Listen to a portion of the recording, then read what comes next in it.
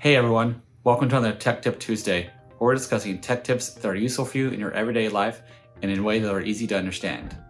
All right, let's get started. In today's tech tip, we're going to be talking about how to block spam messages on your iPhone using AT&T's carrier service. So recently I've been getting a lot of spam messages on my phone, and I called AT&T to say like, hey, what can I do to block people from sending me spam text messages from them? And while there's no way to 100% get rid of spam text messages on your iPhone or with any type of carrier, I did find a way that has been helpful for when someone does send me a spam text message, so that I don't get it from those numbers again.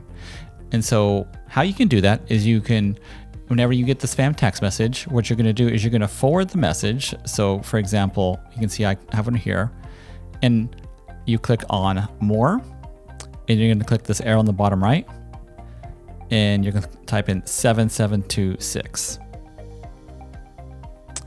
And then that's going to send the message to AT&T. And then you're going to get this message that says, thanks for providing us with the content of the unwanted message.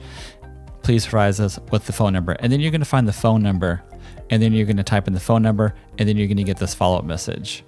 I found that this only works for phone numbers, doesn't work for email addresses, but this has already been helpful for what I have been using.